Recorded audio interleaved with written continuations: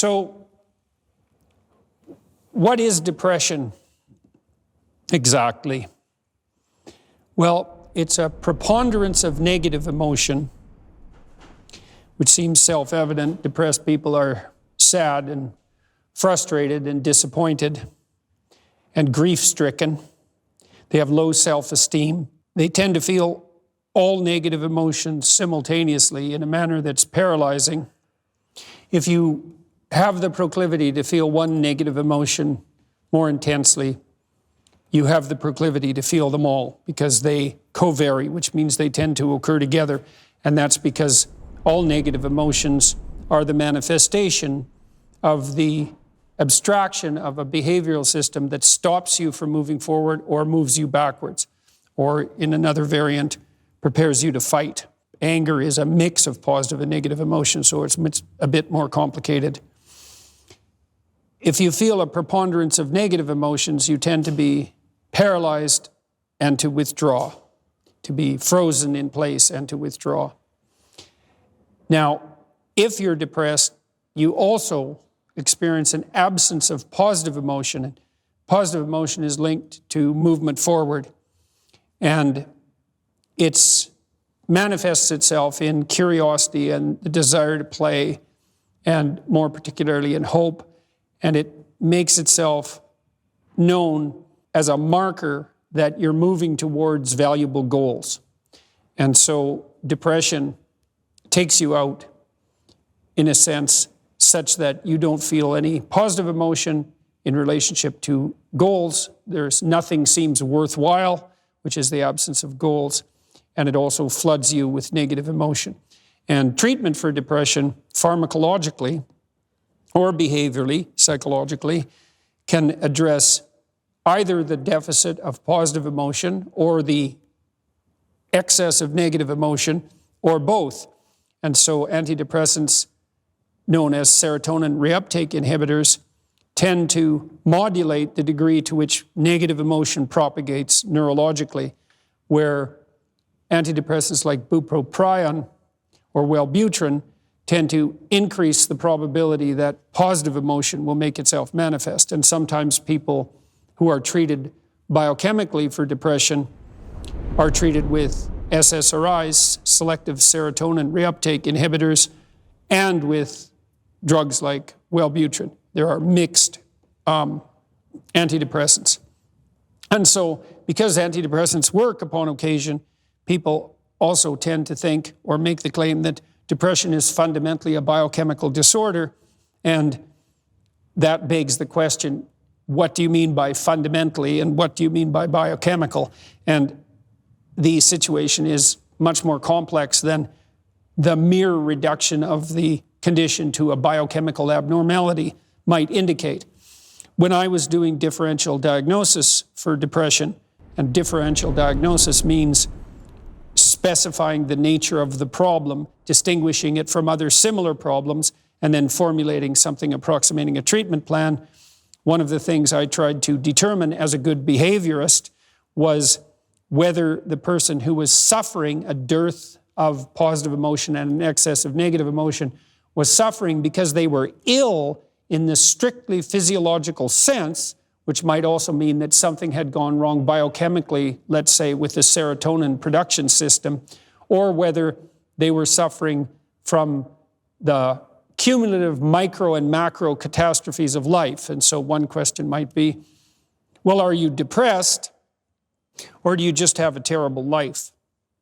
And my belief is, although this hasn't been well delineated in the research literature because the diagnoses aren't done carefully enough, my strong intuition is that, and it makes sense theoretically and biochemically as well, that antidepressants work quite well often for people who don't have terrible lives but are depressed, whereas for people who have terrible lives, antidepressants might help them stave off the worst manifestations of suicidal self-destruction, but can't put in place the behavioral and psychological structures that are necessarily put in place in order for them to thrive, in order for them to be buttressed against negative emotion, which is generally manifest in response to genuine crisis, and to help them gather the sense of positive movement towards a goal that might be necessary to live in the absence of depression. And so you could say, well, to have a good life and therefore not to be depressed, you need a goal, and maybe you need an overarching goal, and maybe you need an overarching goal that unites all the impulsive goals that might otherwise preoccupy you. And you need to have enough stability in your immediate environment and in your conception so that you're not flooded with anxiety and negative emotion. And so, well, how might you understand that in a more differentiated manner if you were trying to address your own proclivity for depression? We might say, well, you need to be engaged in some meaningful life pursuits. You need to know what to do with your life. You need to have some day-to-day routines. You need to be engaged in something that is productive and can sustain you and that simultaneously makes you grow. And then you might ask more concretely, what might you engage in if you wanted to set your life up so that you weren't depressed and nihilistic? Now, one answer to that is you could look for meaning and significance where other people have found it. And so I would often walk through people's lives. So what a behaviorist does is differentiate the problem set into micro problems. So you imagine, well, I'm miserable. That's a very, very global statement, a very high-level statement. You might say, well, if you're miserable, a serotonin reuptake inhibitor might help you. But if you're a behaviorist, you think, well, let's differentiate the misery. What do you mean miserable?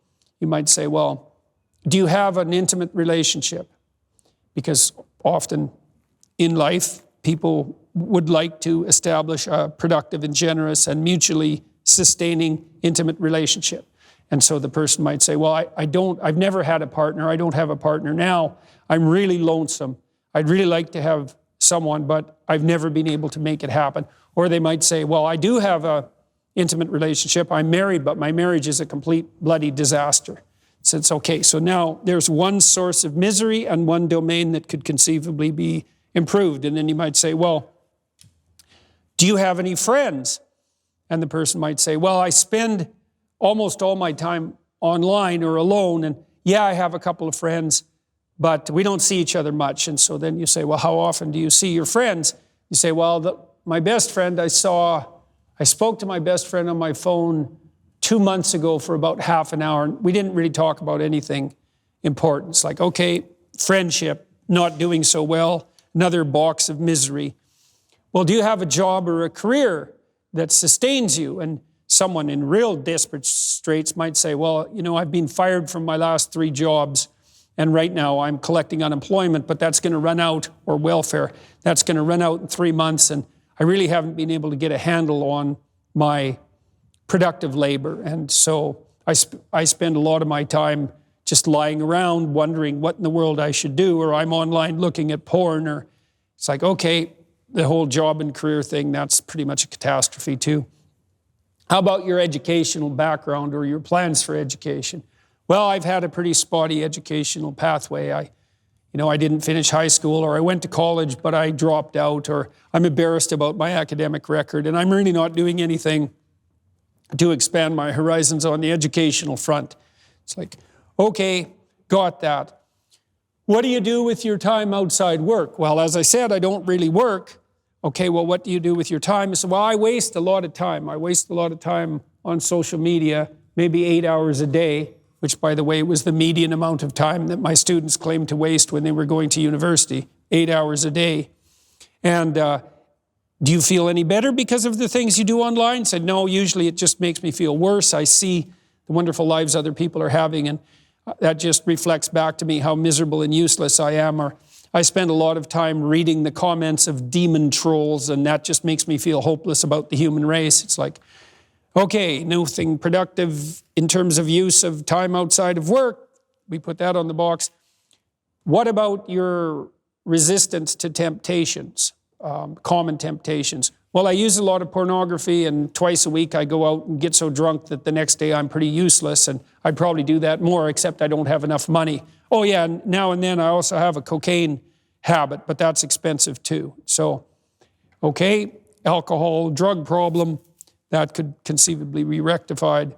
Do you take care of yourself mentally and physically in any manner? Do you treat yourself like you're worth caring for or attending to? No, not really. I never really get any exercise. I spend a lot of time in bed. It's like, okay. Are you engaged in any civic enterprise of any sort? Do you belong to a church or a club or a political party? Or no, you know, I don't go to church because I don't believe what the church says, and that's all corrupt anyways, and what the hell can someone like me do about the political situation? It's like, okay, you're not depressed. You have a terrible life. Now, you also might be depressed because of it, but the probability that tossing an antidepressant into the mix is all of a sudden going to fix these 8 domains of your life that are absolutely catastrophically out of order is 0.